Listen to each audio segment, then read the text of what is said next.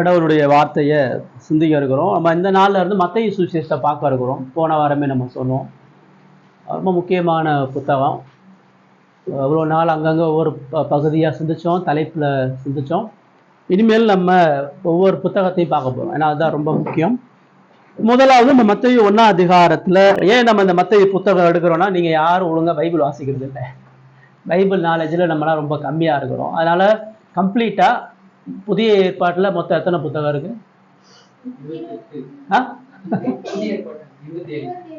27 புத்தகத்தை குறிச்ச அடிப்படையான சத்தியம் நமக்கு தேவை. ஏன்னா நீங்க பழைய ஏற்பாடை புரியணும்னா புதிய ஏற்பாடு ரொம்ப முக்கியம்.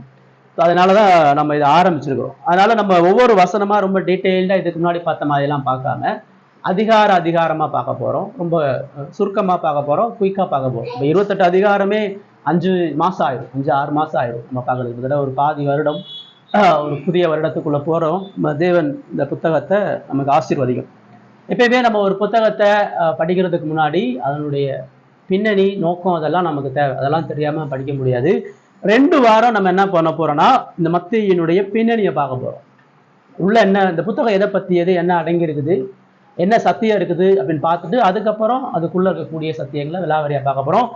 தயவு செஞ்சு இந்த வாரத்துல இருந்து நீங்க என்ன பண்ணுங்க, மத்தேயுவை ரெகுலரா வாசிங்க. நீங்க வாசிச்சுட்டு வராம நான் சொல்றது எதுவுமே உங்களுக்கு புரியாது. ஸோ 1ஆம் அதிகாரம் 2ஆம் அதிகாரம் ஒவ்வொன்றா திரும்ப நீங்க வாசிச்சு வந்தீங்கன்னா தான் நம்ம சொல்லக்கூடிய சத்தியங்கள் புரியும். ஸோ இந்த வாரத்துல இருந்து தயவு செஞ்சு ஆரம்பிங்க. இன்னைக்கு இந்த புத்தகத்தினுடைய அறிமுகம், இன்னைக்கும் அடுத்த வாரமும் அறிமுகத்தை தான் பார்க்க போறோம். சரிங்களா? அப்ப முதல்ல இது என்ன புத்தகம்? என்ன புத்தகம்? சுவிசேஷம். சுவிசேஷனா என்னது? விசேஷனா இதோட அறிவித்தல்ன்றது சொல்றோம். எதை அறிவிக்க? சுவிசேஷத்தை அறிவிக்கணும். அப்ப சுவிசேஷனா என்ன?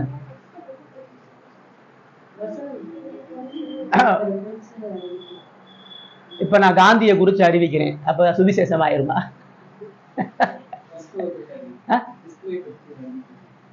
இப்ப கிறிஸ்துவ பத்தி கண்ணதாசன் அறிவிக்கிறார், தெரியுமா?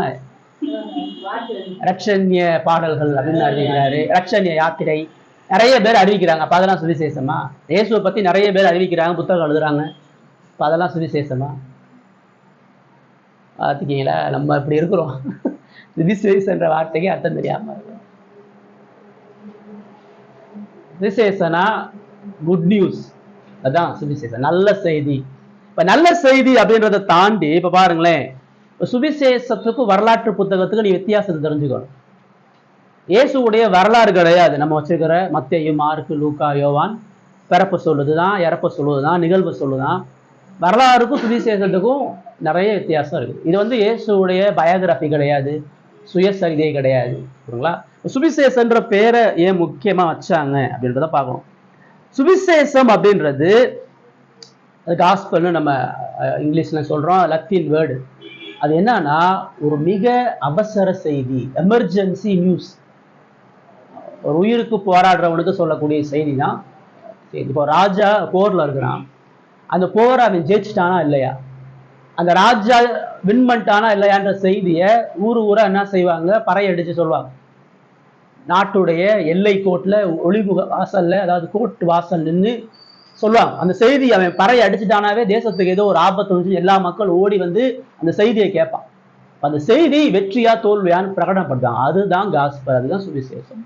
அப்ப நம்ம மத்தேயு, மார்க்கு, லூக்கா 4 நம்ம சுவிசேஷ செய்தின்னு சொல்லும் பொழுது அதிகாரமுள்ள செய்தி, ராஜாவினுடைய செய்தி, ராஜாவினுடைய அதிகாரமுள்ள செய்தி, எமர்ஜென்சி. உலகத்துல பிறந்த ஒவ்வொரு மனிதனுக்கும் தேவன் எமர்ஜென்சியா அவசரமா சொல்லக்கூடிய செய்தி தான் சுவிசேஷ செய்தி. அதுதான் நம்ம நற்செய்தி. உலகமெங்கும் சந்தோஷம் உண்டாகும்படி செய்தியை உங்களுக்கு கொடுக்கணும்னு தேவதூதர்கள் சொன்னாங்க. உலகத்துக்கு ஒரே ஒரு நல்ல செய்தி தான், ஒரே ஒரு அவசர செய்தி தான், ஒரே ஒரு மீட்பின் செய்தி தான். அதுதான் காஸ்பல், அதுதான் அவசர செய்தி. சரிங்களா? ரைட். இப்போ இந்த உலகத்துல கடவுள் பல மேன்மையான ஆசீர்வாதங்களை மனிதனுக்கு கொடுத்தாலும் எல்லா ஆசீர்வாதங்களுக்கும் மேலான ஆசீர்வாதம்ன்றது இயேசுவை கொடுத்ததுதான். இயேசு கரத்திலிருந்து பெறது ஆசீர்வாதம் இல்லை, இயேசுவை பெறுகிறதா ஆசீர்வாதம். பைபிள் ஃபுல்லாவே ஆசீர்வாதம்னா தான் இயேசு தான். ஆபிரகாமுக்கு கொடுத்தது, ஆதாமுக்கு கொடுத்தது, நோவாவுக்கு கொடுத்தது, தாவீது கொடுத்தது, எல்லாமே இயேசுவை பற்றிய செய்தி. அந்த இயேசு கிறிஸ்துவினுடைய சுவிசேஷத்தை தேவன் முதலாவது நமக்கு வேதத்துல புதிய ஏற்பாட்டுல எழுதி கொடுத்திருக்கிறார். அதுலதான் மனிதனுக்கு அளப்பெரிய நன்மையும் ஆசீர்வாதமும் இருக்குது. பாவத்தில் இருக்கிற மனிதனுக்கு தேவையான அடிப்படையான செய்தி அது மாத்திரம்தான். ரைட். இப்ப இந்த சுவிசேஷம் எத்தனை இருக்குது?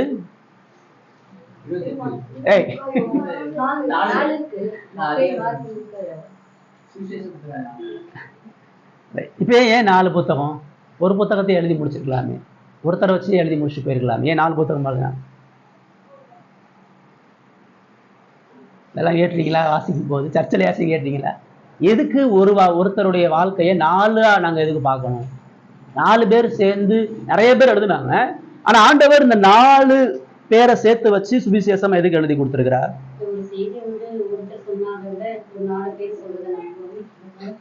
அப்ப ஒருத்தர் சொல்றது பொய்யா போச்சா? மத்தவங்க கொஞ்சம் சரியா சொல்லாம விட்டுட்டாரு, அதனால நான் யோவான் அனுப்புறேன்னு சொன்னாரா?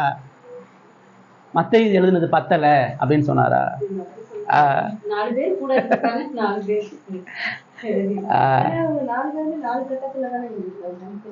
தனித்தனியாக தான் எழுதியிருக்கிறாங்க. தனித்தனியாக தான் எழுதியிருக்கிறாங்க. எதுக்குன்னு கேட்கிறேன். எதுக்கு 4?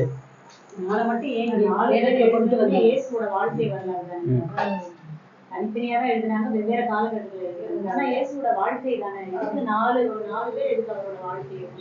அது கூட இருந்தவங்க 2 பேர் கூட இருந்திருக்கிறாங்க. மத்தேயும் யோவான் இருந்திருக்கிறாங்க. மார்க்கு லூக்காவும் கூட இல்ல. அவங்க அந்த 12 சீசர்களுக்கு கூட இருந்திருக்கிறாங்க. 12 சீசர்களுக்கு கீழே இருந்திருக்கிறாங்க. லூக்கா வந்து பேதுருவோடையும் அப்போஸ்தலனோடையும் இருந்திருக்கிறாரு. மார்க்கும் பேதுருவோடையும் யோவானோடையும் இருந்திருக்கிறாரு. அதனால ஐ விட்னஸ். சரி, எதுக்கு 4 வரலாறு நமக்கு தேவை? எதுக்கு 4 தடவை இயேசுவை பத்தி நமக்கு சொல்லணும்?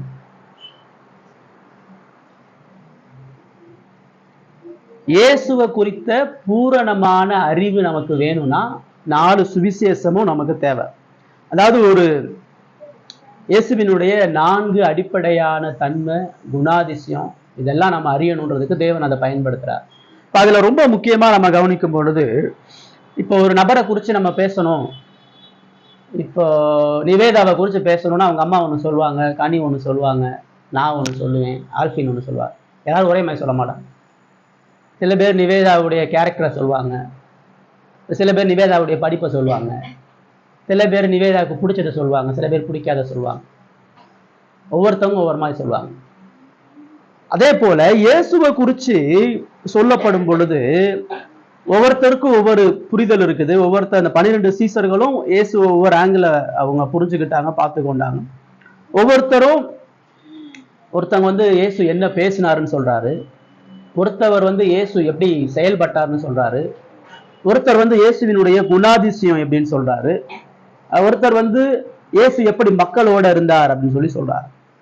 இப்ப 4 எப்பயுமே ஒருத்தரை பற்றி அறியணும்னா அவர் என்ன பேசினார்னு தெரியணும், என்ன செஞ்சார்னு தெரியணும், எப்படிப்பட்ட கேரக்டர்னு தெரியணும், எதை முக்கியப்படுத்தினா அவருடைய நோக்கம் என்னன்னு தெரியணும். சரிங்களா? இந்த 4 காரணங்களுக்காக தான் நமக்கு இயேசு கிறிஸ்துவை குறித்த 4 புத்தகங்களை ஆண்டவர் கொடுத்திருக்கார். இப்போ மத்தேயும் லூக்காவும் இயேசுவினுடைய உபதேசங்களை மையப்படுத்துறாங்க. அவர் என்ன போதிச்சாரு, அவர் என்ன உபதேசத்தை கொடுத்தாருன்னு சொல்றாங்க. மார்க்கு வந்து இயேசு என்ன செஞ்சாருன்னு சொல்றாரு. அவர் என்னெல்லாம் செஞ்சார். அவருடைய மார்க்ல வந்து உபதேசம் கம்மியா இருக்கும், செயல்பாடு அதிகமா இருக்கும். லூக்காலையும் மத்தேயிலையும் போதனைகள் அதிகமா இருக்கும், செயல்பாடு கம்மியா இருக்கும். யோவான் வந்து ரொம்ப வித்தியாசமான ஒரு புத்தகம். மத்தேயும் மார்க்கு லூக்கா 3 ஆங்கிலத்துல சினாப்டிக் காஸ்பல்னு சொல்லுவாங்க. அதாவது ஒரே நோக்கத்துக்காக தன்மையோடு எழுதப்படுகிறது. ஆனா யோவான் பார்த்தீங்கன்னா ரொம்ப வித்தியாசமா எழுதுறாரு. அதான் யோவான் சுவிசேஷத்துல நிறைய அற்புதங்கள் இருக்காது, நிறைய செயல்கள் இருக்காது. யோவான்ல பார்த்தீங்கன்னா நீண்ட நீண்ட உபதேசங்கள் இருக்கும். இயேசு தன்னை குறித்து பேசுனது நிறையா இருக்கும். இயேசுடைய எமோஷன் வந்து யோவான்ல நிறையா இருக்கும். இயேசு கண்ணீர் விட்டது, இயேசு கோபப்பட்டது, அந்த மாதிரி நிறைய விஷயங்கள் இருக்கும். இயேசுவினுடைய குணாதிசயம், அவர் எப்படிப்பட்ட தேவனாக இருந்தார்ன்றதை யோவான் சொல்றார். இந்த 4 தெரிஞ்சாதான் இயேசுவை நம்ம பூரணமா அறிய முடியும். அவர் என்ன பேசினாருன்னு தெரியணும், அவருடைய கேரக்டர் என்னன்னு தெரியணும், என்ன செஞ்சாருன்னு தெரியணும். அதெல்லாம் நமக்கு தெரிஞ்சிருக்கா? இதெல்லாம் தெரியாம நம்ம சர்ச்சுக்கு போய் இயேசுவை அறிகிறோம், இயேசுவை கும்புறோம்னு சொல்லி ஒரு பிரயோஜனம் இல்லை. சுவிசேஷனா அடிப்படையா என்ன தெரியணும், 4 சுவிசேஷத்துல இயேசு எந்தெந்த வகையில சொல்லப்படுறாருன்னு தெரியணும், அதை படிக்கணும், அப்பதான் புரியும். ரைட். இப்போ நம்ம மத்தேயு சுவிசேஷத்துக்கு முதல்ல வரப்போறோம். இப்ப இன்னைக்கு நம்ம என்ன பார்க்க போறோம்னா, யார் இந்த மத்தேயு, அதான் பார்க்க போறோம். இதை எழுதினவர் யார், அவங்க ஒரு லெட்டர் உங்களுக்கு வருதுன்னா முதல்ல என்ன பார்ப்பீங்க? ஃப்ரம் அட்ரஸ் எங்கன்னா பார்ப்போம். ஓப்பன் பண்றமோ இல்லையோ, நமக்கு வந்து இருக்குது யார் அனுப்பியிருக்கான்னு பார்ப்போம். இப்ப அதே மாதிரி பைபிள்லையும் எந்த புத்தகத்தை இருந்தாலும் இது யார் எழுதுனா அந்த எழுதப்பட்ட நபர் யாரு, அவருக்கு இயேசுக்கு என்ன தொடர்பு, அதை நம்ம புரிஞ்சுக்கணும். சரிங்களா? ரைட். இப்போ இந்த மத்தேயு யார் உங்களுக்கு மத்தேயை பத்தி என்ன தெரியும் சொல்லுங்க. 12 பேர்ல ஒருத்தர். வேற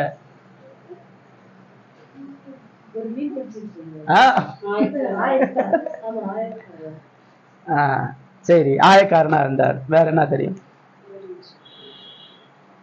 அதுக்குள்ளலாம் பாத்தீங்கன்னா அப்படி தெரியும். அதுல தன்னை பத்தி அவர் எங்க எழுதுகிறார்? மத்தேயு என்ன பேசினாரு? ஆமா, அவங்கள பேச சொல்றோமா நாங்க? சொல்லுங்க, மத்தேயு குறிச்சு வேற என்ன நமக்கு தெரியும்?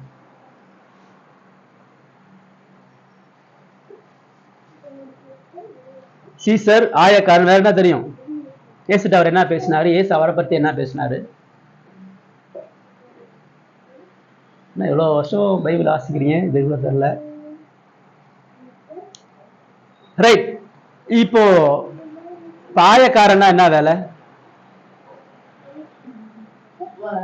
வரி வசூலிக்கிற டாக்ஸ் கலெக்டர். இப்போ இந்த 12 சீசர்கள்லயே அதிகம் படிச்சவர் இவர் தான். நிறைய பேர் மீனவர்கள், ஒரு சிலர் கலகம் பண்ணவங்களா இருக்கிறாங்க, படிப்பறிவு இல்லாதவளா இருந்திருக்காங்க. 12ல அதிகமா கல்வி பெற்றவர் இவர் தான். அதிகமான பணம் வச்சிருந்தவர் இவர் தான்.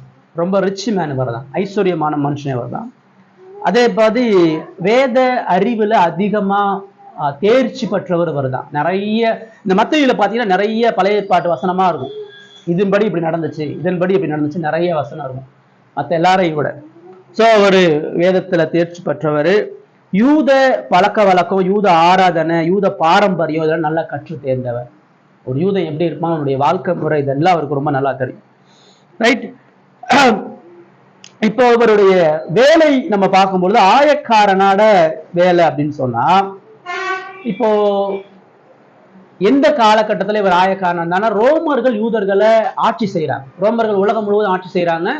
யூதர்களும் ரோமர்களுக்கு அடிமையா இருந்து இருக்கிறாங்க. இப்போ மத்தேயு ஒரு யூதனா ரோமனா?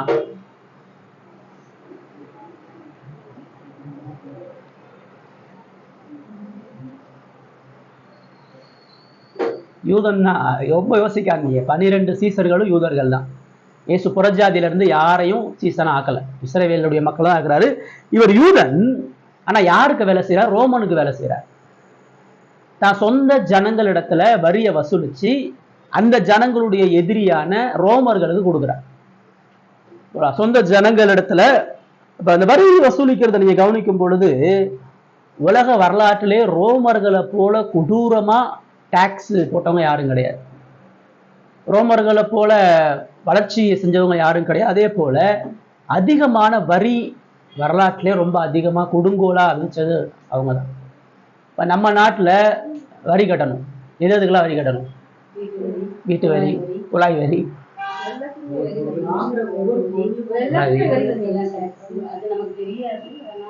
வருமான வரின்னு ஒண்ணு இருக்கு தெரியுமா? எவ்வளவு வருமானத்தை இருந்தா டாக்ஸ் கட்டணும்? நீங்க கட்டினா தானே தெரியும். 5 லட்சம் ரூபாய்க்கு மேல, வருஷத்துக்கு 5 லட்சம் ரூபாய்க்கு மேல நீங்க சம்பாதிச்சீங்கன்னா டாக்ஸ் கட்டணும். அது இந்த கவர்மெண்ட் எம்ப்ளாயிஸ் எல்லாம் கட்டுவாங்க, ஒரு சில பேர் கட்டுவாங்க. ஆனா யூதர்கள் இப்படி இருந்தாதான் வரின்லாம் இல்லை. நீ பிச்சை எடுத்தாலும் வரி கட்டணும். உன்கிட்ட 1 ரூபா இருந்தாலும் நீ வரி கட்டணும். ஸோ இவ்வளவு சம்பளம், ஏழை பணக்காரன் அப்படின்லாம் இல்லை. வரி எல்லாருக்கும் உண்டது. எல்லாரும் அதிகமான பணத்தை கொடுக்கணும். அதனால அவங்க லூக்கா 2ஆம் அதிகாரத்துல சகல மக்களும் குடிமதிப்பு எழுதும்படியா முதல்ல ஆர்டர் கொடுக்குறாங்க. உலகத்துல எவ்வளவு மக்கள் இருக்கான் பாரு. எதுக்கு?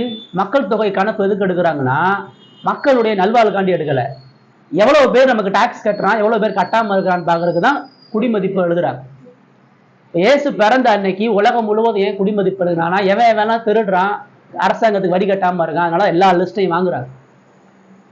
இப்போ அப்படி அந்த குடிமதிப்பு எழுதி அவங்க வீடு வச்சிருந்தா வீடு வரி, சொத்து வச்சிருந்தா சொத்து வரி, வருமான வரி, பர்ச்சேஸ் பண்ண வரி, உள்ளூர்ல இருந்து வெளியூர் போன வரி, வெளியூர்ல இருந்து உள்ள வந்த வரி, இப்படி பல இடங்கள்ல அரசாங்கம் அவங்கள ஏழைகளை அடிமையாக்கிடுச்சு. இப்ப ரோமர்கள் ஒரு தந்திரமா என்ன பண்ணிட்டாங்கன்னா வரியை வந்து டைரக்டா ரோமர்களை வச்சு கலெக்ட் பண்ண. இந்த ஊர் இருக்குதுன்னு சொன்னா இந்த ஊர் மக்கள்லயே ஒருத்தனை தேர்ந்தெடுத்து உன் ஊர்ல இவ்வளவு பேர் இருக்கிறானா, 2000 பேர் இருக்கிறானா, இந்த 2000 பேருக்கு அரசாங்கம் வந்து இவ்வளவு வரியை விதிக்குது, நீ வந்து அதுக்கு இன்சார்ஜ், நீ அரசாங்கத்துக்கு வருஷம் இவ்வளவு பணத்தை வந்து நீ வரியா கொடுக்கணும், நீ மக்கள்கிட்ட எவ்வளவு வேணா வாங்கிக்க எனக்கு தெரியாது, ஆனா எனக்கு இவ்வளவு பணம் வேணும்னு ராஜா எல்லா கிராமங்களையும் எல்லா ஊர்களையும் அந்த ஊரில் உள்ள ஒருத்தனை வரி வசூலிக்கிறவனா போட்டு அவங்க கிட்ட பணத்தை வாங்க. ஏன்னா மக்கள் வந்து அரசாங்கம் வந்து மக்களுக்கு எதிராக செயல்படல, உங்க ஊருக்காரன் நம்ம வரி வாங்குறான், நாங்களும் அதை கேட்கல, அரசாங்கம் தப்பிக்கிறதுக்காண்டி உள்ளூர் மக்களிடத்திலே வரியை சுமத்தி. அப்ப உள்ளூர்ல இருக்கிறவன் இந்த வேலைக்கு வந்து போட்டி போடுவாங்க. இது ஒரு ஹையர் அஃபீஷியலால ஒரு பெரிய கவர்மெண்ட் ஜாப். இது ஒரு சிஎம்க்கு பிஏ மாதிரி இருக்கக்கூடிய மிக முக்கியமான ஒரு ஜாப். பணம் வந்து குவியக்கூடிய ஒரு இடம். அரசாங்கம் வந்து ஒரு என்ன செய்யும்னா ஏலத்துக்கு ஆள் எடுப்பாங்க. யார் யாரெல்லாம் டாக்ஸ் கலெக்ட் பண்ணக்கூடிய ஆஃபீஸரா விரும்புறீங்களோ அவங்க எல்லாம் வாங்கன்னு சொல்லி ஒரு ஊர்ல இருந்து 50 பேரை கூப்பிட்டு அதுல வந்து எவன் அதிகமா பணம் தர்றான்னு ஏலம் விட்டு, நான் உங்களுக்கு வருஷத்துக்கு இவ்வளவு தர்றேங்க அப்படின்னு எவன் சொல்றானோ அவனை தான் கூப்பிட்டு வந்து என்ன பண்ணுவாங்க, ஆயக்காரனா வைப்பாங்க, வரி வசூலிக்கக்கூடியவனா வைப்பாங்க. அவன் என்ன செய்வான், அவனுடைய சொந்த ஜனங்கள் இடத்துல, அதை கவர்மெண்ட்டுக்கு ஃபர்ஸ்ட் அவன் ஒரு பெரிய முதலீடு பணத்தை கொடுத்துட்டு, இவ்வளவு பெரிய பணத்தை கவர்மெண்ட் கொடுத்துட்டு அதை 2 மடங்கு 3 மடங்கா மக்கள் இடத்துல வருஷம் மாசம் வரி செலுத்தி, மக்கள் ஏழையா இருக்கிறான், விதவையா இருக்கிறான், வியாதியா இருக்கா, அதெல்லாம் பார்க்க மாட்டான், எல்லாரும் கட்டாயம் கொடுக்கணும். ஏன்னா இவன் பணத்தை கொடுத்துட்டான், இவனுக்கு பணம் தேவை. அதனால என்ன செய்வான், வாரம் மாசம் மக்கள் இடத்துல ஊரா போய் வீடு வீடா போய் வரி வசூலிக்கக்கூடிய வேலையை செய்யணும். ரைட். ஒரு ஊருக்கு ஒரு ஆயக்காரனை வச்சு இருப்பாங்க. அப்படிப்பட்ட ஆயக்காரன் தான் மத்தேயு எந்த ஊருக்கு ஆயக்காரனா இருந்தாரு?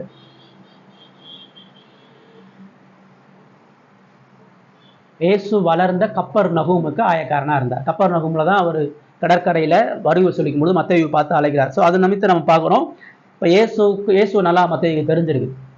இயேசுடைய வளர்ப்பு ஊழியம் அதெல்லாம் கட்டாயம் அவர் பார்த்துருப்பாரு. 2 பேரும் ஒரே ஊருக்காரங்க தான்.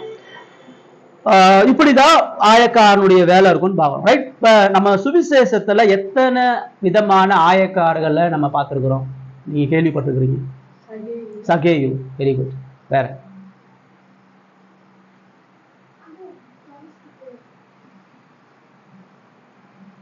லூக்கா 18 அதிகாரத்துல இயேசு ஒரு ஆயக்காரனை சொல்றாரு. தேவாலயத்துக்கு வெளியே நின்று ஒருத்தன் ஜெபம் பண்ணா, அங்க ஒரு ஆயக்காரன் ஓமையா சொல்றாரு. அதுக்கடுத்து மத்தேயு மொத்தமே 3 ஆயக்காரர்களை தான் நமக்கு வேதம் தெளிவா சொல்லுது. 3 ஆயக்காரர். அதுல சகேயு பார்க்கும்பொழுது ஆயக்காரர்களுக்கு தலைவன். 100 கிராமத்துக்கு இருக்கக்கூடிய ஆயக்காரர்களுக்கு பெரிய லீடர் அவன். சரிங்களா? ரைட். இப்போ இவன் வாழ்க்கை எப்படி இருக்குது? சுகபோகமான வாழ்க்கை, பணம் குளிக்கக்கூடிய இடம், பணம் இருந்தா பதவி இருக்குது, கவர்மெண்ட் ஆபீசர். இவன் போய் வரி வசூலிக்க போனான்னு சொன்னா பின்னாடி 4 சோல்ஜர்ஸ் எப்பயுமே இருப்பாங்க.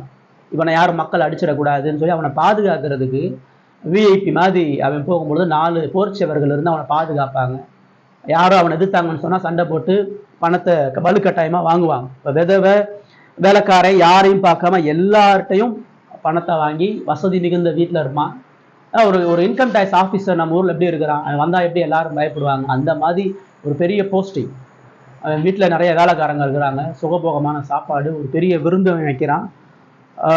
எல்லா போலீஸ் பாதுகாப்பு அவனுக்கு இருக்கு, கை நிறைய பணம் இருக்குது, ஆசைப்பட்ட வீடு, ஆசைப்பட்ட வாழ்க்கை, குடும்பம், வேலைக்காரங்க எல்லாம் இருக்கு. இந்த உலகத்துல அவன் ஒரு மினி ராஜா, ஒரு ஊருக்கு அவன் தான் ராஜா.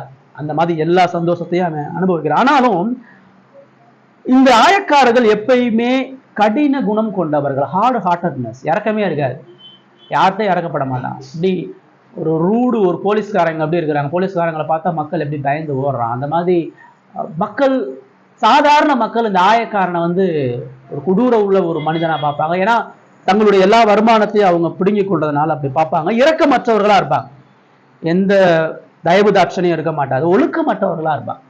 பைபிள் எப்பயுமே ஆயக்காரர்கள் வேசிகள் சேர்த்தே சொல்லிட்டே இருக்கும். ஆயக்காரர்களும் பாவிகளும், ஆயக்காரர்களும் துன்மார்க்கர்களும். ஆயக்காரன் எல்லாருமே ஒழுக்கம் கட்டவனா இருப்பான். பணம் இருக்கிறனால எல்லா விதமான தவறும் இருக்கும், எல்லா விதமான போதையும் இருக்கும், எல்லா விதமான விபச்சாரம் அங்க சூழ்ந்து இருக்கும். வேசிகளோடு திருடர்களோடு எப்பயுமே இவர்கள் இணைந்திருப்பார்கள். பொதுமக்களுடைய வெறுப்பை சம்பாதித்தவர்கள் ஆயக்காரர்கள். அதனாலதான் சகேயோ மத்தேயோலாம் பார்க்கும்பொழுது தனியாக தான் இருப்பான். ஒரு பெரிய மக்கள் கூட்டம், ஒரு மக்கள் ஆதரவு, இந்த மாதிரி எந்த நட்பு வட்டாரமும் இல்லாதவர்கள். இப்ப யூத சமுதாயம் இவர்கள் எப்படி பார்த்திருப்பான்? அந்த ஊர்ல இருக்கக்கூடிய காமன் பீப்புள் அவனை எப்படி பார்த்திருப்பான்? ரோமனை கூட மன்னிச்சிருவான், இந்த ஆயக்காரன் மன்னிக்கவான். ஏன்னா அவன் ஒரு புறஜாதி, கடவுளை அறியாதவன், நியாயப்பிரமாணம் தெரியாது, உண்மையான தேவஞானம் தெரியாது. ஆனா இந்த ஆயக்காரன் ஒரு யூதன், நம்ம ஊரை சேர்ந்தவன், நம்ம கடவுளை அறிஞ்சவன், எவனோ ஒரு புறஜாதியான விக்கிரகத்தை வழிபாடு பண்றவனுக்காக போய் நம்மளை கொள்ளையிட்டு நம்மகிட்ட பணத்தை கொடுங்குறானே. ரோமன் எதிரி, ஆயக்காரன் துரோகி, கூடவே இருந்து குளிப்ப வைக்கிறவன் தான் ஆயகா. இப்படிதான் என்ன செய்யறாங்க அந்த யூதர்கள் அவர்களை பாக்குறாங்க. ஆமா, ரோமர் தான் அப்பாயின் மாற. இவன் வாலண்டியரா இவனும் தானே போறான்.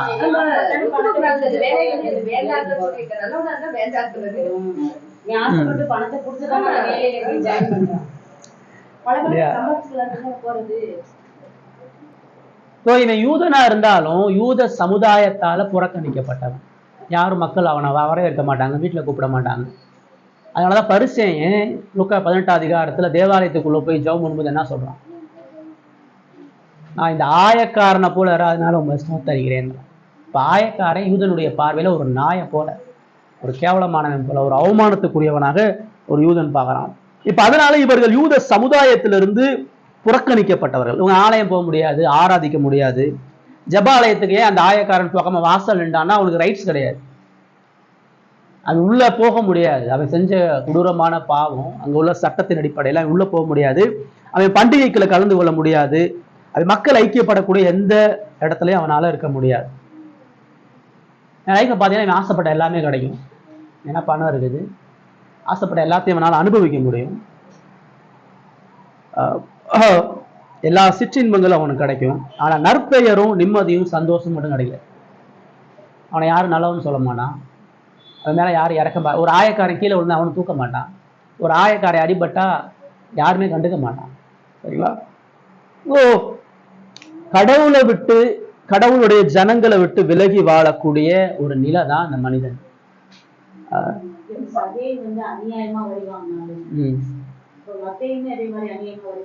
எல்லாருமே அநியாயம் தான் வரி வாங்குவான்.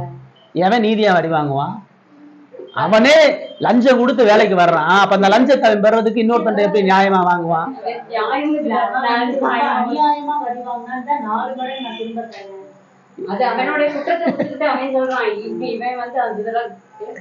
இவன் 8 மடங்கா கூட வாங்கியிருப்பான், யாருக்கு 10 மடங்கா கூட வாங்கியிருப்பான். சரிங்களா? வேலையே தவறான வேலைன்றப்ப அதுல என்ன நியாயம் இருக்க போகுது, உண்மை இருக்க போகுது? சரிங்களா? சோ மக்களால வெறுக்கப்படுகிறவன் ஐக்கியப்பட முடியாது. முக்கியமா இவன் கடவுள் வேணாம், கடவுளுடைய நியாய பிரமாணம் வேணாம், கடவுளுடைய ஜனங்களோட பாடுபடுறதா அல்லது எதிரியோட சேர்ந்து சௌகரியமா வாழ்றதானா, கடவுளும் வேணாம் மக்களும் வேணாம், சௌகரியமா சந்தோஷமா வாழலாம் அப்படின்ற முடிவு எடுத்துதான் அவன் போடுறான். ஸோ அவன் வாழ்க்கையில இருக்கிற வரைக்கும் வாழ்ந்து சந்தோஷமா இருக்கணும். ஸோ பாடுகள் இருக்கிற இடத்துல இருக்கக்கூடாது, கஷ்டம் இருக்கிற இடத்துல இருக்கக்கூடாது, மக்களோட சேர்ந்து கஷ்டப்படக்கூடாது. சந்தோஷம், மகிழ்ச்சி, இன்பம், சமாதானம், இதை நோக்கி ஓடக்கூடிய வாழ்க்கை. வெளியில எவன் என்ன பேசினா என்ன, நான் நல்லா இருக்கிறேன், எனக்கு ஹாப்பியா இருக்குது, என் லைஃப் நல்லா இருக்குது, நான் சந்தோஷமா இருக்கிறேன். எவன் செத்தா என்ன, எவன் என்னை குறிச்சு முறுமுறுத்தா என்ன, எவன் எப்படி போனா என்ன, அதான் அவனுடைய உள்ளான இருதயத்துல தினந்தோறும் அவனுக்கு குற்ற உணர்வு இருக்கும்.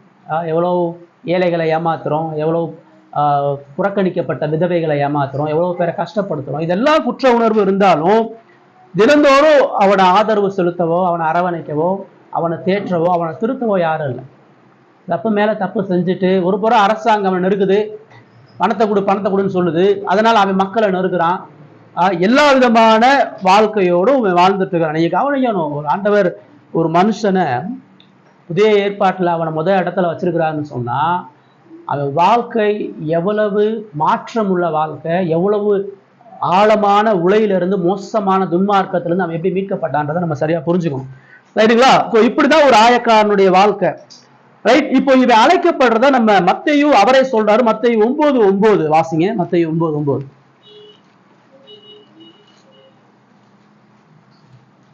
இயேசு அவரிடம் விட்டு புறப்பட்டு போகையில் ஆயத்துறையில் உட்கார்ந்து உட்கார்ந்திருந்த மத்தேயு என்னும் ஒரு மனுஷனை கண்டு எனக்கு பின் சென்று வா என்றார். அவன் எழுந்து அவருக்கு பின் சென்றார். அவ்வளவுதான். இந்த புத்தகத்தை எழுதினவரே ஒரே ஒரு இடத்துல மட்டும் தன்னை பத்தி சொல்றார். அதையுமே நான் இருந்தேன்லாம் சொல்லல, எவனோ ஒருத்தர் இருந்தான்ற மாதிரி. ஒரு போறாரு, எங்க இருந்தாரு? ஆயத்துறையில இருந்தார். வசூல் பண்ணிட்டு இருக்கிறாரு. மக்கள் எல்லாம் வரிசையில நிக்கிறாங்க, கியூல நிக்கிறாங்க. காசு ஒரு பக்கம் வாங்கி வாங்கி பெட்டியில சேர்த்துட்டே இருக்கிறார், பிஸியா இருக்கிறார். அந்த இடத்துல போய் இயேசு அழைக்கிறார். ஆயத்துறையில தான் இயேசு அழைக்கிறாரு. இயேசுவை பார்த்து எனக்கு பின் சென்று வான்னு சொல்றாரு. அவன் எழுந்து பின் சென்று போனான் அப்படின்னு சொல்லி அந்த இடத்துல அவர் சொல்றார். லூக்கா 5ஆம் அதிகாரத்துல இதையே லூக்கா இன்னும் கொஞ்சம் வித்தியாசமா சொல்றாரு. லூக்கா 5ஆம் அதிகாரம் 27 - 29. லூக்கா 5:27 - 29. இவைகளுக்கு பின்பு அவர் புறப்பட்டு ஆயத்துறையில் உட்கார்ந்திருந்த லேவி என்னும் பேருடைய ஒரு ஆயக்காரனை கண்டு எனக்கு பின் சென்று வா என்றார். அவன் எல்லாவற்றையும் விட்டு எழுந்து அவருக்கு பின் சென்றான். அந்த லேவி என்பவன் தன் வீட்டிலே அவருக்கு பெரிய விருந்து பண்ணினான். அநேக ஆயக்காரரும் மற்றவர்களும் அவர்களுடனே கூட பந்தியிருந்தார். இப்ப பாருங்க, இவரு இப்ப என்ன சொல்றாரு? லேவி என்னும் பேருடையன்னு சொல்றாரு. இப்ப மத்தேயுவா லேவியா? இப்ப இயேசுடைய சீசர்கள் யூசுவலாவே 2-3 பேர்ல அழைக்கப்படுறாங்க. சீமோன், பேதுருன்னு பாக்குறோம். யாக்கோபு, யோவானுக்கு ஆண்டவர் பவுனர்கேஸ்னு பேர் வைக்கிறாரு. நாத்தான் வேலு, பர்தோலமேயு 2 ஒரே பேர் தான். அப்படி பல பெயர்களை பார்க்குறோம். ஒருவேளை இந்த லேவின்றது அவனுடைய பெற்றோர்கள் வைத்த பெயரை இருந்திருக்கலாம். ஏன்னா அதுதான் யூத பேர். லேவின்றது தான் யூத பேர். மத்தேயுன்றது யூத பேர் கிடையாது, அது வந்து கிரேக்க பெயர். சரிங்களா? அது கடவுளுடைய பரிசு அப்படின்னு பேர். ஸோ அதனால ஒருவேளை இயேசுவால் அழைக்கப்பட்டதுக்கு அப்புறம் ஆண்டவர் அவனுக்கு மத்தேயன் அவரே கூட பேர் வச்சிருந்திருக்கலாம், நமக்கு தெரியல. ஆனா லூக்கா வந்து ரொம்ப தெளிவா சொல்றாரு. லூக்கா 28 சொல்றான், அவன் எல்லாவற்றையும் விட்டு எழுந்து பின் சென்றான். மத்தேயு தன்னை சொல்லலை, நான் எல்லாத்தையும் விட்டு போனேன் அவர் சொல்லலை. லூக்கா சொல்றாரு அவன் எல்லாத்தையும் விட்டுட்டு போனான் பான்றாரு. லூக்கா தான் சொல்றாரு அவன் தான் வீட்டுல ஒரு பெரிய விருந்து பண்ணி எல்லாருக்கும் சாப்பாடு போட்டு இயேசுவை வீட்டுக்கு கூட்டான்றாரு. மத்தேயு அதை சொல்ல ஒரு பிரியப்படலை அப்படின்றத நம்ம இங்க பார்க்கணும். சரிங்களா? இப்படி ஒரு துன்மார்க்கமா நிலையில வாழ்ந்த மத்தேயுவை இயேசு நேரடியாக அவனை முதலாவது சந்திக்கிறார். அவருடைய சொந்த ஊர்னால அநேக முறை மத்தேயுவை பார்த்திருப்பாரு. மத்தேயுடைய இருதயம் தெரியும், மத்தேயுடைய வாழ்க்கை தெரியும். அவன் அந்த துன்மார்க்க வாழ்க்கையிலிருந்து விடுபட முடியாம அவன் எவ்வளவு கஷ்டப்படுறான். அவன் யூஸ்வலா ஒரு ஆசாரியன் அல்லது ஒரு மத குரு ஒரு ஆயக்காரனை போய் சந்திக்க மாட்டான், பேச மாட்டான். அது ஒரு பெரிய தீட்டா கருதுவான். ஆனா இயேசு தேவகுமாரனா அந்த சமுதாயம் யார துரோகின்னு சொல்லிச்சோ, அந்த சமுதாயம் யாரு உதவாக்காரன்னு சொல்லிச்சோ, அந்த சமுதாயம் யார் மோசமானவன்னு சொல்லிச்சோ, ஒரு விபச்சாரக்காரனை போல பார்த்த அந்த ஆயக்காரனை இயேசு நேரடியா போய் அவனை சந்திக்கிறார். மும்முரமா வேலை பார்த்துட்டு இருக்கும்போது அவனை சந்திக்கிறார். இப்ப கூப்பிட்டாரு உடனே எந்திச்சு வந்துட்டான் அப்படின்னா அப்படியே பிளண்டா எந்திச்சு வந்துட்டான் நம்ம நினைச்சிடக்கூடாது. இதுக்கு முன்னாடி இயேசு குறித்து அவன் நிறைய கேள்விப்பட்டிருக்கிறான். ஏன்னா அவர் ஊருக்கார். இயேசுடைய பிரசங்கத்தை, இயேசுடைய அற்புதத்தை, இயேசுவினுடைய பிறப்பை, அநேகர் இயேசுவை குறித்து சொல்ற வார்த்தைகள் எல்லாம் கேட்டு ஒருவேளை அவனே என்னைக்காச்சும் இயேசுவை சந்திக்கலாமான்ற ஏக்கத்தோடு வந்திருப்பான். ஆனா சந்திக்க முடியலை. ஏன்னா அவனுடைய தொழில் எல்லாம் அவனை போட்டு நெருக்குது. அவன் வெக்கப்படுறான், அவமானப்படுறான். அதனால இயேசு அவனை தேடி வந்து அவர் கிருபையாக அவனுக்கு அழைப்பு. அவன் தேடி வரல, அவன் ஜெபிக்கல, அவன் எந்த விண்ணப்பத்தையும் கொடுக்கல. இயேசுவே முன் வந்து அவனை பார்த்து பின் சென்று வா அப்படின்றார். போதும் நீ வேலை செஞ்சது, நீ போதும் இந்த துரோகமான வாழ்க்கை வாழ்றது, போதும் நீ இவ்வளவு கஷ்டத்தோட வாழ்ற வாழ்க்கை சரியில்லை. இன்னும் எவ்வளவு நாள் இந்த பாவத்தை செஞ்சு வாழ்வ, இன்னும் எவ்வளவு நாள் இந்த குற்ற உணர்ச்சியோட இருக்க போற, இன்னும் எவ்வளவு நாள் ஜனங்களை வஞ்சிக்க போற, இன்னும் எவ்வளவு நாள் உன் பாவ வாழ்க்கையை ஈடு செய்ய போற. வாழ்க்கையை மாத்து, உன்னை முழுமையாக விற்று அவமானத்தோட வாழாத, மறுபடியும் என்னை நோக்கி பாருன்ற ஒரு அழைப்பை கொடுக்குறாரு. ஐயா நான் முக்கியமான வேலையில இருக்கிறேன், நான் பணம் வாங்கிட்டு இருக்கிறேன், நீங்க போங்க நான் அப்புறமா வரேன்னு சொல்லலை. சாயந்தரமா வேலையை முடிச்சவங்க வந்து நான் சந்திக்கிறேன்னு சொல்லலை. நல்ல நம்ம குறிச்சு அப்புறமா பேசுவோம்னு சொல்லல. அத வசனம் சொல்லுது அவன் எல்லாவற்றையும் விட்டு போனான்னு சொல்லுது. இப்ப எதெல்லாம் விட்டான்? வேலையை விட்டான், முக்கியமா அதை விட்டான். அப்புறம் பணத்தை விட்டுட்டான், வேலையை விட்டான், பணத்தை விட்டுட்டான், சொத்தை வித்துட்டான், எல்லாரையும் கூப்பிட்டு விருந்து வைக்கிறான், இருக்கிற பணத்தெல்லாம் செலவு பண்றான், சௌகரியமான வாழ்க்கையை விடுறான், மேன்மையை விடுறான். அப்ப அவனுக்கு வேலை இல்லைன்னா அவனுக்கு வீடு கிடையாது. வேலை இருக்கிறனால தான் அவனுக்கு போலீஸ் பாதுகாப்பு, அரண்மனையான வீடு. இப்போ எல்லாத்தையும் விட்டுட்டானா இவ்வளோ நாள் அனுபவிச்ச எல்லா சந்தோஷம், இவ்வளோ நாள் அனுபவிச்ச எல்லா மேன்மை, இதை எல்லாத்தையும் ஒரு நொடியில் கம்ப்ளீட்டாக ஒரு அவன் இந்த வேலையை விடுவான். ஆயக்கார வேலைக்கு எல்லாம் சண்டை போட்டுட்டு இருக்கிறான், யாருக்குடா இந்த வேலை கிடைக்கும், எல்லாம் கியூல நிற்கிறான்.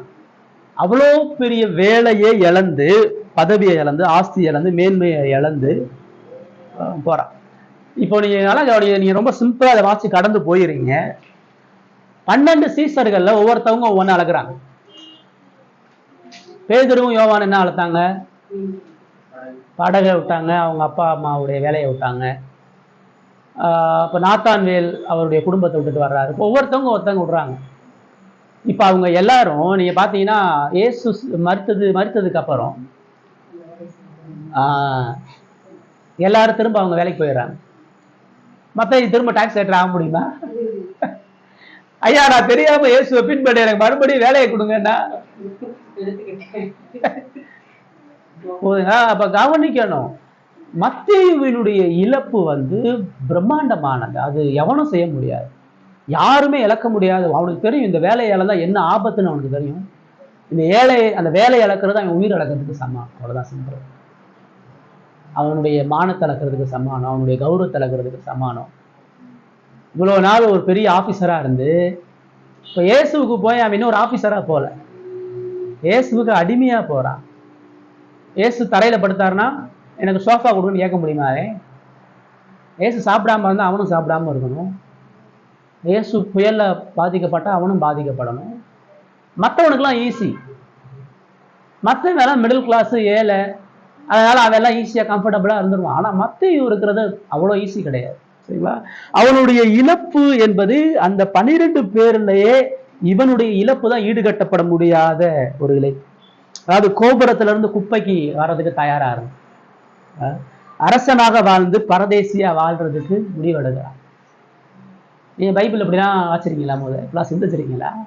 ஒருத்தன் ஒரு பைபிள் வாசிக்கும் போது நீங்க இப்படி யோசிக்கணும், அவன் என்னெல்லாம் இழக்கிறாங்க வாசன். அது 5:29 சொல்லுது, அவன் பெரிய விருந்து பண்ணி. லூக்கா 5:29 பார்க்கிறோம், அநேக ஆயக்காரர் மற்றவர்களோடு கூட இருந்தான் சொல்லி பார்க்கிறோம். அங்க வேத பாரகரும் பரிசேயரும் சீசரும் வர்றாங்க, ஒரு பெரிய விருந்து வைக்கிறான். வேலையை ரிட்டையர் ஆயாச்சு, அவ்வளவுதான், வேலை முடிஞ்சு, இனி எனக்கு வேலை கிடையாது. பதவியை இழந்தாச்சு. இருக்கிற கொஞ்சம் நஞ்ச சொத்தையும் எல்லாரையும் கூப்பிட்டு சாப்பாடு போட்டு எல்லாருக்கும் இயேசுவை பற்றி சொல்லி, இயேசுவை வீட்டுக்கு வர சொல்லி, இயேசு தனக்கு கொடுத்த அந்த ரட்சிப்பையும் மீட்பையும் எல்லாருக்கும் பகிர்ந்து கொடுக்கிறவனா தான் ஊரையே கூப்பிட்டு விருந்து வச்சு எல்லாரும் இயேசு அறிந்து கொள்ளக்கூடிய ஒரு வாய்ப்பை அவன் கொடுக்குறது. மிகப்பெரிய ஒரு இலை. மத்தேயு வாயை திறந்து பேசின ஏதாவது வார்த்தை பைபிள் இருக்குதா? இயேசுவோடையோ சீசர்களோடையோ மற்ற எங்கேயாச்சும்? தோமா பேசுறாரு, யோவான் பேசுறாரு, நாத்தான்வேல் பேசுறாரு, யூதாசு கூட பேசுறான். மத்தேயு என்ன பேசினாரு? அது பேதுரு.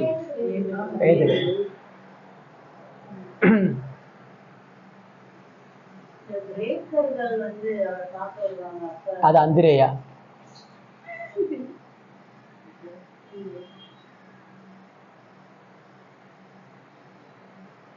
வேதத்துல ஒரு இடத்துல கூட மத்தேயு பேசினதா நீங்க வாசிக்கவே முடியாது. இயேசுகிட்ட பேசினதா, சீசர்கள்ட்ட பேசினதா, மற்றவங்ககிட்ட யார்ட்டையும் பேசினதா எங்கேயுமே இல்லை. He is a silent disciple, ஒரு அமைதியின் சீசன். ஏன் பேசல நீங்க கேட்கணும், ஏன் பேசல? அப்படி இல்லை, அங்க இருக்கிற எல்லாராலையும் வெறுக்கப்பட்டவன் அவன் தான். பாக்கி 11 பேரோட அவனால் ஐக்கியப்படவே முடியாது. மற்ற யூதர்கள் இவனை எப்படி அவங்களுடைய ஐக்கியத்துல சேர்ப்பாங்க? எவ்வளவு பணத்தை நீ கொள்ளையடிச்ச, எவ்வளவு துரோகம் பண்ணியிருப்ப. இப்போ எல்லாம் ஒரே ஊருக்காரங்க. யோவான்கிட்ட போய் இவன் டாக்ஸ் வாங்கியிருப்பான், பேதுருட்ட டாக்ஸ் வாங்கியிருப்பான், நாத்தான்வேல்கிட்ட போய் வரி வசூலிச்சிருப்பான், அவங்க குடும்பத்துடைய கடமை பிரச்சனையிலையும் போய் வரியை வசூலிச்சு வந்திருப்பான். இயேசு ஏத்துக்கிட்டாரு, இவங்க ஏத்துக்கணுமே. அவங்க எல்லாரையும் பார்க்கும் பொழுது அவங்களுக்கு செஞ்ச துரோகம், அவங்கள நடத்தின கொடுமையான விதம், ஒருவேளை அவங்களே சரிப்பா நாங்க மன்னிச்சிட்டோம்பா வாங்கப்பான்னு ஏத்துக்கினாலும் அவன் மனசு எப்படி அதை ஏத்துக்கும்? இவ்வளவு பேரை நம்ம கொடுமையா நடத்தி இவங்களோட எப்படி நம்ம இருக்கிறது? ஸோ மத்தேயு ஏன் பேசலைன்னா மத்தேயுவினுடைய தாழ்வு மனப்பான்மை, நான் பேசுறதுக்கு தகுதி இல்லைன்றதை உணரான்.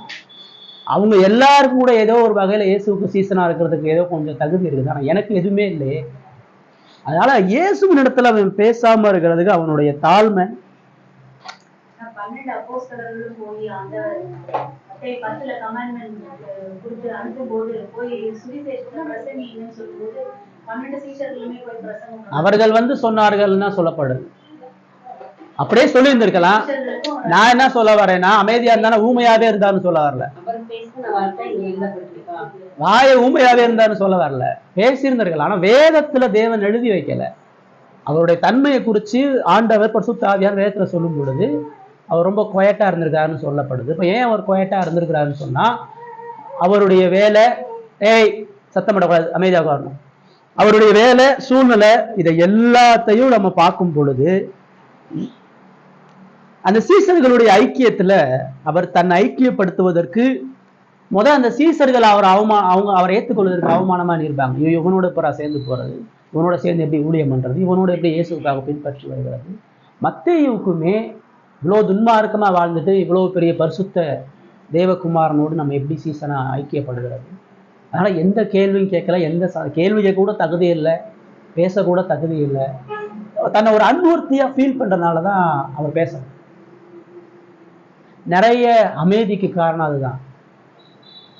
நிறைய நேரம் மனுஷன் அவன் அமைதியா இருக்கிறான்னு சொன்னா அவன் தாழ்வு மனப்பான்மையில இருக்கான்னு அர்த்தம். குற்ற உணர்வு தான் தாழ்வு மனப்பான்மையை கொண்டு வருது. இப்ப நம்மளை விட ஒரு மேல்தட்டு மக்களுடைய இடத்துல போய் இருக்கும் பொழுது நம்ம அவங்க பேசுறதை கேட்டு நம்ம எதையும் பேச மாட்டோம். இப்ப அமைச்சர்கள்லாம் கூடி ஒன்னா இருக்கிறாங்க, உங்களை வச்சுட்டாங்கன்னு நீங்க போய் அமைச்சர்கள் கூட என்ன பேசுவீங்க? சிஎம் பிரைம் மினிஸ்டர் மட்டும் நீங்க உட்காந்துருக்கீங்கன்னு சொன்னா நீங்க உட்காந்து பிரமிச்சு கவனிக்க தான் பார்ப்பீங்க. நம்ம தப்பா பேசிடக்கூடாதுன்ற ஒரு ஃபியர். இதுதான் மத்தேயுவுடைய வாழ்க்கையில பேசாம அமைதியா தாழ்மையோட வருத்தப்பட்டு அவர் இருக்கிறார். இப்ப சீசர்களோட இடத்துல சொல்றாங்க, நம்மள யார் பெரியவனா இருப்பான் அப்படின்னு கேட்கிறாங்க. ஆளுக்கு முந்தி அடிச்சுட்டு வர்றாங்க. நான் தான்பா இயேசு கூட நெருங்கி இருக்கிறேன், என்னைய தான்பா முதல்ல கூப்பிட்டாரு, நான் தான்பா அவர் மார்புல சார்ந்து இருக்கிறேன், நான் தான்பா இவ்வளவு இழந்தேன்னு சொல்லியிருப்பாங்க. ஆனா மத்தேயு சொல்லியிருப்பாரா? ஏதோ நமக்கு சொல்லல. எல்லாரும் பேசி அவர் கூட கடைசியில இருந்திருக்கலாம், அந்த இடத்த விட்டு கடந்து போயிடலாம், நமக்கு தெரியல. ஆனா மத்தேயுவுடைய குணாதிசயத்தை நம்ம உத்து பார்க்கும் பொழுது அவர் எல்லா நிலைகளும் தனது தகுதியற்ற நிலைகளை வந்தார். ரைட். அப்ப அவருடைய பேசாத தன்மை, அவர் ஐக்கியப்படாத தன்மை, அவருடைய ஊழியமும் எதுவும் பெருசா செஞ்சிருக்கிறாரா? எங்கேயாச்சும் சர்ச்சை நிறுவனாரா? பேதுரு போல அப்போஸ்தலர்கள் எங்கேயாச்சும் மத்தேயு பார்க்கிறோமா? நம்ம 12 பேர் அழைக்கும் பொழுது அங்க இருக்கிறாரு. இயேசு எப்பெல்லாம் தான் சீசர்களோட பேசுறாரோ அப்பெல்லாம் மத்தேயு அங்க இருக்கிறாரு. ராவிருந்து திருவிருந்து இருக்கும் பொழுது அங்க மத்தேயு இருக்கிறாரு. இயேசு உயிர்த்தெழுந்து காட்சி அளிக்கும் பொழுது அங்கேயும் மத்தேயு இருக்கிறாரு. இயேசு பரமேறும் பொழுது மத்தேயு இருக்கிறாரு. அப்போஸ்தலருடைய ஊழியத்திலையும் மத்தேயு இருக்கிறாரு. மத்தேயுவை தேர்ந்தெடுக்கும் பொழுது மத்தேயு அங்க இருக்கிறாரு. ஸ்தேவானை பார்க்கிறோம், பிலிப்பை பார்க்கிறோம், யோவானை பார்க்கிறோம், யூதாவை பார்க்கிறோம், யாக்கோபை பார்க்கிறோம். மத்தேயு எங்க கூட்டத்துல? எவ்வளவு வல்லமையான செயலோ, ஒரு பெரிய அசாத்தியமான காரியமெல்லாம் செஞ்சதான் நம்ம பார்க்கிறோம். ஒரு பெரிய சபையை நாட்டி, ஒரு பெரிய எதிர்ப்பை சம்பாதிச்சு, ஒரு பெரிய பிரசங்கம் பண்ணி அப்படிலாம் நம்ம எங்கேயுமே பார்க்கணும். சரிங்களா? மத்தேயு யாருன்றதுக்கு நமக்கு இருக்கக்கூடிய ஒரே ஒரு எவிடன்ஸ் என்னது? அது ஒண்ணு. அசாத்தியமான காரியங்களை செய்யும்படியா ஆண்டவர் 12 அப்போஸ்தலர்களுக்கு கொடுத்துறாங்க. பைபிள் ரெக்கார்ட் பண்ணல, ஆனா மத்தேயு 10வது அதிகாரத்துல சொல்லுது, போய் மரித்தோரை எழுப்புங்க, குஷ்டரோகியை சுத்தம் பண்ணுங்க, வியாதியஸ்தரை இலவசமா பெற்றுங்க, இலவசமாய் கொடுங்கள் சொல்லி அந்த அற்புதங்களை பெரிய வல்லமைகளை செய்யக்கூடிய கிருபைகளை 12 அப்போஸ்தலர்களுக்கு ஆண்டவர் கொடுக்கிறார். மத்தேயு கட்டாயம் செஞ்சிருப்பாரு. அதாவது காமனா 12 பேர் செஞ்ச காரியத்துல நான் சொல்லல, யுனிக்கா ஒவ்வொருத்தவங்க சிறப்பா செய்யற மாதிரி மத்தேயு என்ன செஞ்சாரு நான் கேட்கிறேன். பொதுவா செஞ்சது இல்லை. பொதுவா எல்லாரும் தான், யூதாசும் கூட தான் போய் பிசாசு துரத்தினா, யூதாசும் தான் அற்புதங்களை செஞ்சான். அதுக்காண்டி அதை நம்ம பெருசா பார்க்க முடியாது. மத்தேயுன்னு ரொம்ப பெரிய மேன்மையான எந்த காரியமும் இல்லை. ஆனால் மத்தேயு எப்படிப்பட்ட நபர்னு நம்ம தெரிஞ்சுக்கிறதுக்கு ஒரே ஒரு எவிடன்ஸு அவர் எழுதின சுவிசேஷம் தான். இந்த புத்தகம் தான் அந்த மனுஷன் எப்படிப்பட்டவன் நமக்கு காட்டுது. இந்த புத்தகத்தை வாசிக்கும் பொழுது ஆவியானவர் தான் எழுதுறாரு. ஆவியானவர் எப்படி எழுதுறாரு? நான் சொல்றேன் நீ கண்ணை மூடிட்டு எழுதுலாம் எழுதலை. மத்தேயுடைய திறமை, மத்தேயுடைய ஞானம், மத்தேயுடைய உழைப்பு, இதை எல்லாம் பயன்படுத்த அந்த சுவிசேஷம் எழுதப்படுது. ஆமா, அனுபவிச்சிருக்கிறாரு. அனுபவிச்சதை வேதத்தோட ஒப்பிட்டு இருக்கிறாரு. முழு பழைய ஏற்பாட்டை ஆராய்ஞ்சு படிச்சிருக்காரு, தியானம் பண்ணிருக்கிறாரு, உழைச்சிருக்கிறாரு, இரவு பகல கஷ்டப்பட்டிருக்கிறாரு. சரிங்களா?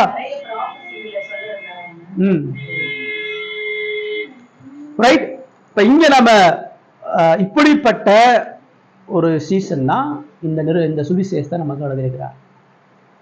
இப்ப நீங்க புரியணும், தேவன் ஏன் மத்தேயுவை புதிய ஏற்பாட்டுல இடத்துல கொண்டு வந்தாரு. யோவான் கூட கடைசியில தான் இருக்கிறான்.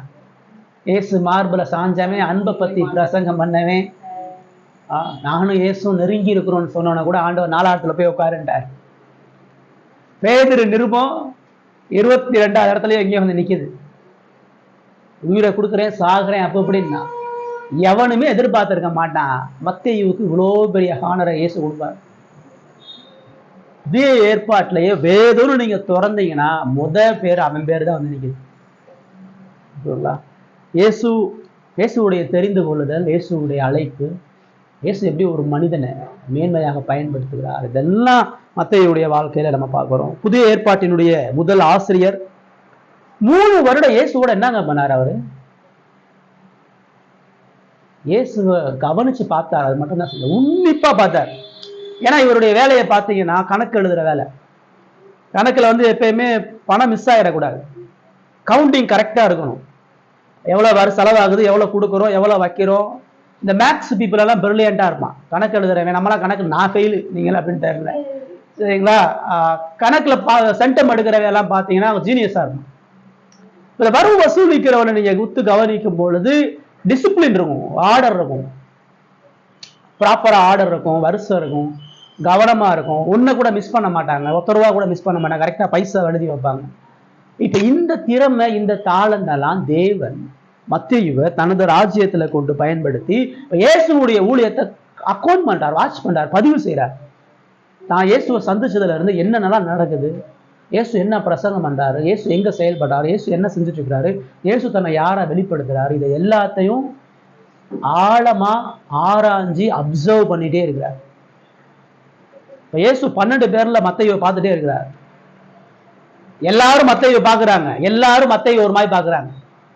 வேணாங்க ஆயக்காரன், இவனை வச்சு என்னங்க செய்ய போறீங்க, இவன் போய் என்னங்க பிரசங்கம் பண்ண போறான், இவன் பிரசங்கம் பண்ணா எவன் கேட்பான், இவன் வாழ்க்கை எவ்வளவு மோசமான வாழ்க்கை, இவன் போய் இவன் புறஜாதிகளுக்கு பிரசங்கம் பண்ணலாம், யூதனே அறியாதவன் வேற ஊருக்காரனுக்கு போய் பிரசங்கம் பண்ணலாம், யூதனுக்கு போய் பிரசங்கம் பண்ண முடியுமா, அவன் ஊருக்காரனுக்கு போய் இயேசுவை போய் சொல்ல முடியுமா? எவ்வளவு பேர் மத்தேயுவை குறிச்சு என்னெல்லாம் நினைச்சாங்க, எதெல்லாம் அவன் செய்ய முடியாதுன்னு நினைச்சாங்களோ ஆண்டவர் அதை அவனை செய்ய வச்சார். எந்த ஜனங்களால அவன் நிராகரிக்கப்படுகிறான், எந்த ஜனங்களால் ஏற்றுக்கொள்ள முடியலையோ அந்த ஜனங்களுக்கு சுவிசேஷத்தை எழுதும்படியா தேவன் மத்தேயுவை நிறுத்துறார். 3 வருட ஊழியத்துக்கு அப்புறம் தனக்கு கொடுக்கப்பட்ட திறமை, ஞானம், உழைப்பு எல்லாத்தையும் பயன்படுத்தி சுவிசேஷத்தை உட்கார்ந்து எழுதுறார். இப்படி எழுதும் பொழுது மத்தேயு தனது எந்த அனுபவத்தையும் எழுதல. யோவான் எழுதுறார், நான் இயேசுவோட மார்புல சாய்ந்திருந்தேன், எனக்கு இயேசு கிட்டலாம் இருந்துச்சு. பேதுரு எழுதுறார், நாங்க அவரை கண்ணா பார்த்தோம், மகிமையில இருந்தோம், எங்களுக்கு அவருக்கு இந்த அனுபவம் இருந்துச்சுன்னு எழுதுறாரு. மத்தேயு ஏதாச்சும் ஒண்ணு எழுதியிருக்கிறாரா? எனக்கு 3 பேரும் க்ளோஸ் இல்லங்க. யோவான், பேதுரு, யாக்கோபு வரைக்கும் க்ளோஸா இருந்தாங்க. இயேசு போற இடத்துக்குலாம் கூட்டி போனாரு. அதனால அவங்க சொல்லிப்பாங்க. ஏன் அதுக்காண்டி 3 வருஷத்துல சும்மா உட்கார்ந்துட்டு ஒரு அனுபவமே பெற்றுக்க மாட்டாரா? இயேசுல இருந்து அவர் பெற்றுக்கொள்வதற்கு எந்த அனுபவம், இயேசு பேசாம இருந்திருப்பாரா, இல்ல இவரும் பேசாம தான் இருந்திருப்பாரா? அனுபவம் சொல்றதுக்கு ஒண்ணுமே இல்லாம இருந்திருக்க போதா? கட்டாயம் பேசியிருப்பாரு. அவர் பேசாம இருந்தாலும் இயேசு பேசாம அப்படி இருந்திருப்பாரு.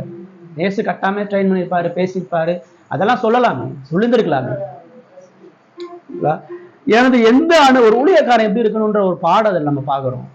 ஊழியக்காரன் அவன் அனுபவம், அவன் கதை, அவன் வாழ்க்கை, அதெல்லாம் எவ்வளவு கவனமா இருக்கணுன்றதை பார்க்கணும். ரைட். எதையும் எழுதாதவர், இரவு பகலா இயேசுவினுடைய வாழ்க்கையை வேதத்தோட ஒத்து பார்த்தவர். இயேசு இப்படிலாம் எனக்கு வாழ்ந்து சொல்லிட்டு போனாரே, இவர் உண்மையாகவே மேசியாவா? பழைய ஏற்பாட்டில் ஆதியாகமத்திலிருந்து மல்கியா வரைக்கும் எங்கெங்கெல்லாம் இயேசுவை சொல்லுது, எங்கெங்கெல்லாம் இயேசுடைய வாழ்க்கையை சொல்லுது, பிறப்பை சொல்லுது, ஊழியத்தை சொல்லுது, மரணத்தை சொல்லுது, அவர் பிறக்கும் பொழுது என்னெல்லாம் நடக்கும்ன்ற எவிடன்ஸ் எல்லாம் எப்படி எழுதுறாரு?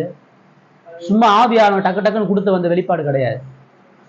முழங்கால் படியிட்டு வேதத்தை தியானம் பண்ணி உழைச்சி ரத்ன சிந்தி வேதத்தோட தன்னை இணைக்காம இந்த ஞானம் வந்திருக்காது. இவன் பரிசேயன் கிடையாது, இவன் ஆயக்காரன் கிடையாது, அதாவது இவன் ஜபாலய தலைவன் கிடையாது, இவன் தேவாலயத்துல வேலை பார்த்தவன் கிடையாது, இவன் ரோமனுக்கு அடிமையா வேலை பார்த்தவன்.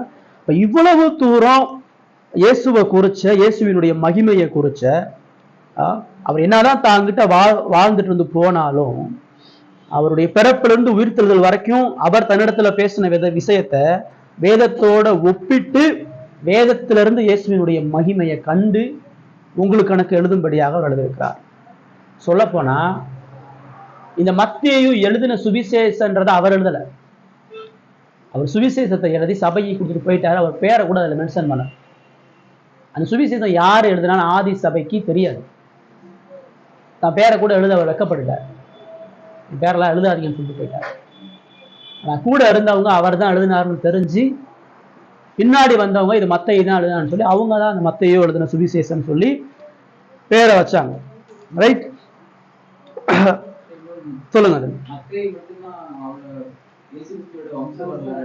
லூக்கா எழுதுறாரு. லூக்கா 3ஆம் அதிகாரத்துல இருந்து. மத்தேயு ஆபிரகாம்ல இருந்து எழுதுறாரு. லூக்கா ஆதாம்ல இருந்து எழுதுறாரு. திரும்ப புத்தகத்தை உள்ள படிக்கும்போது அதோட வித்தியாசம் பார்க்கலாம். சரிங்களா? இப்ப மத்தேயுன்ற அந்த நபர் யாரு, கேரக்டர் யாரு அப்படின்றதெல்லாம் நம்ம பார்க்கும் பொழுது,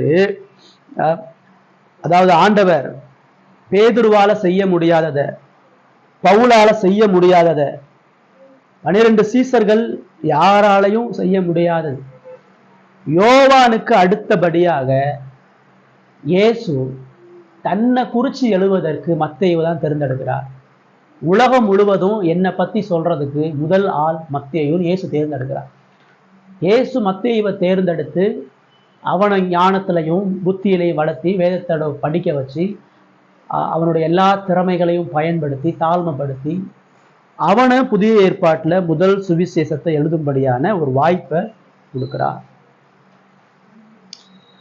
இதுதான் நம்ம பேசிக்கா அடிப்படையா மத்தேயுவை வச்சு பார்க்க வேண்டிய விஷயம். மத்தேயுடைய இறுதி வாழ்க்கை என்ன சொல்லுதுன்னா, இது வேதம் சொல்லல, வரலாற்று ஆசிரியர் என்ன சொல்றாங்கன்னா, 12 சீசர்களுமே இரத்த சாட்சியாக தான் மறிக்கிறாங்க. யாருமே சாதாரணமா மறிக்கல. மத்தேயு தன்னுடைய இறுதி காலத்துல அப்போஸ்தலர்களுடைய வாழ்க்கின்ற காலத்துல அவர் எத்தியோப்பியா என்கிற தேசம், எத்தியோப்பியா, சீரியா, ஆப்பிரிக்கன் கண்ட்ரிஸ்ல போய் அங்க உள்ள ஆதிவாசிகள் மத்தியில, சொல்லப்போனா மனிதர்களை தின்னக்கூடிய கொடூரமான நரபலி செய்யக்கூடிய மக்களுடைய காடுகள்ல சென்று அந்த மக்களுக்கு இயேசுவை குறித்து சொல்லி அதுல ஒரு சில பேர் ஆண்டவரை அறிந்து இறுதியா அந்த ஊரினுடைய ஒரு ராஜாவின் மூலமா கம்பத்துல வைத்து தீக்கொளுத்தப்பட்டு மத்தேயு தீக்கிரையாக்கி இரத்த சாட்சியாக மறிக்கிறார். இது பைபிள் சொல்ல நமக்கு வரலாறு சொல்லுது. சரிங்களா? இதுதான் மத்தேயுடைய வாழ்க்கையில இருந்து நாம கத்துக்கிறோம். ரைட். இப்ப இதுல இருந்து நான் என்ன கத்துக்கிறேன்? படிச்ச அந்த மத்தேயுடைய குணாதிசயம் எனக்கு என்ன கற்றுக் கொடுக்குது? இதுல 4 அடிப்படையான பாடங்கள் நம்ம கத்துக்கிறோம். முதல் விஷயம், உலகமும் அதன் மேன்மைகளும் ஒருபொழுதும் உண்மையான சந்தோஷத்தை தர முடியாது. மத்தேயு எவ்வளவு பெரிய பதவியில இருந்தாலும், எவ்வளவு பெரிய ஆஸ்தியில இருந்தாலும், எவ்வளவு சிற்றின்பங்களை அனுபவிச்சாலும், எவ்வளவு உலகத்தோட ஒத்து அதனுடைய இன்பங்களுக்குள்ளாக போனாலும் அவனுடைய ஆத்மா வெறுமையில நிம்மதியற்று திக்கு முக்காடி போய் தான் நினைச்சு ஒருபொழுதும் சந்தோஷத்தை அனுபவிக்கிறேன். கிறிஸ்தவனா நீங்கள் நானும் கற்றுக்கொள்ளக்கூடிய முதல் விஷயம், இந்த உலகம் பார்க்க அழகா இருக்கும், கவர்ச்சியா இருக்கும், இந்த உலக இன்பங்கள் மேன்மையா இருக்கலாம், கொண்டாட்டமா இருக்கலாம், பெருசா இருக்கலாம், இது எதுவுமே ஒரு பொழுதும் நம்ம மகிழ்ச்சிக்கு சந்தோஷத்துக்கு நடத்த, அதாவது கடவுள் மட்டும்தான் தர முடியும். 2வது மத்தேயுல நம்ம என்ன பார்க்கிறோம்? எப்பேற்பட்ட மோசமான பாவியையும் தேவனால வல்லமையாக பயன்படுத்த முடியும். எவனுமே இவன் இப்படி ஒரு நிலைமைக்கு வருவான்னு யோசிக்கல. மத்தேயுவே கடவுள் தன்னை இந்த இடத்துக்கு கொண்டு வருவான்னு யோசிக்கல. யார இந்த உலகம் புறக்கணிச்சதோ, யார விபச்சாரக்காரனை போல பார்த்துச்சோ, யாரை அவமானத்துக்குரியவனா எண்ணிச்சோ, யாரை இந்த உலகம் மோசமானவன் சொல்லுச்சோ, தேவன் அவனை கொண்டு வந்து முதல் இடத்துல உட்கார வைக்கிறார். நம்முடைய பாவம் எவ்வளவு மோசமா இருந்தாலும், நம்ம எவ்வளவு கடவுளுக்கு விரோதமா தவறு செஞ்சாலும், நம்ம எவ்வளவு துன்மார்க்கமான நிலையில இருந்தாலும், தேவன் நம்மை நேசிக்கவும் நம்மை காப்பாற்றவும் நம்மை பயன்படுத்தவும் முடியும். கடவுளுடைய அன்புக்கும் கடவுளுடைய வல்லமையான செயலுக்கும் நாம தூரமானவர்கள் அல்ல. எனக்கெல்லாம் ஒண்ணுமே இல்லைங்க, நான் அவ்வளவு மோசமானவன், துன்மார்க்கேன், நான்லாம் கடவுளை தேட முடியாது, கடவுள் என்னால் பயன்படுத்த முடியாது, அப்படிலாம் இல்லை. அவர் ஞானிகளை வெட்கப்படுத்தும்படி பைத்தியமானவர்களை தெரிந்து கொள்கிறார். உலகத்துல இழிவானவனையும் மோசமானவனையும் தான் தனது ராஜ்யத்துல தெரிந்து கொள்கிறார். அதான் அவர் சொல்றாரு, முந்தினோர் அனைவர் பிந்தினோராயும் பிந்தினோர் அனைவர் முந்தினோராயும் வருமா. இந்த உலகத்தினுடைய மேன்மை கடவுளுக்கு அருவருப்பா இருக்குது. இந்த உலகத்தினுடைய அருவருப்பை கடவுள் மேன்மையாக பயன்படுத்துகிறார். இவ்வளோ மோசமான அயோக்கியமான துன்மார்க்கமான மத்தேயுவே கடவுள் வல்லமையாக பயன்படுத்த முடியும்னா உங்களையும் கட்டாயம் பயன்படுத்த முடியும். நம்முடைய மோசமான நிலையிலையும் கடவுள் நம்மை பயன்படுத்த முடியும். மூணாவது என்ன பார்க்கிறோம்? கடவுளுடைய வேதத்தை கனப்படுத்துறவனை தேவன் கனப்படுத்துகிறார். மத்தேயுவுக்கு இருந்த ஒன்னே ஒண்ணு, அவனுக்கு பொக்கிஷம்னு ஒன்னே ஒண்ணு இருந்தா வேதம் மட்டும்தான். அவன் செஞ்ச ஒரே ஒரு வேலை, அவன் வாழ்நாள் முழுவதும் இந்த வேதத்தையே படிச்சு, அவன் பேசலை, அவன் ஐக்கியப்படலை, பெரிய பிரம்மாண்டமான வேலை செய்யல, ஒண்ணுதான் பண்ணான். பைபிளை படிச்சுட்டே இருந்தான், பைபிளை தியானம் பண்ணிட்டே இருந்தான், வேதத்தை படிச்சு படிச்சு படிச்சு எங்கெல்லாம் இயேசு இருக்கிறான்னு பார்த்துட்டே இருந்தான், வேதத்தை படிச்சு படிச்சு இயேசுனுடைய மகிமையை கண்டுட்டே இருந்தான். அந்த வார்த்தையை அவன் கனப்படுத்தினால இயேசு அவனை கனப்படுத்திட்டார். வேதத்தை அறியாம இயேசுவை யோவானால் அப்படி எழுத முடியுமா? பேதுருவால் அப்படி எழுத முடியுமா? யோமாவால் அப்படி எழுத முடியுமா?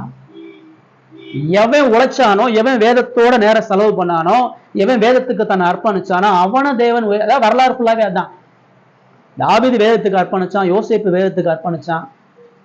யாரு வேதத்துக்கு தன்னை அர்ப்பணிக்கிறானோ அவன் தேவனால வல்லமையா பயன்படுத்தப்படுகிறார். வேதத்தை கனப்படுத்தாதவன, வேதத்தை படிக்காதவன், வேதத்தை வாசிக்காதவனுக்கு இயேசுக்கு எந்த தொடர்பும் இல்லை. வேதத்தை படிக்காதவன் இயேசுவை அப்பான்னு சொல்றதுக்கு உரிமையே இல்லாதவன், தகுதியே இல்லாதவன். ஒரு வயசுக்கு அவனுக்கு எந்த தொடர்பும் கிடையாது.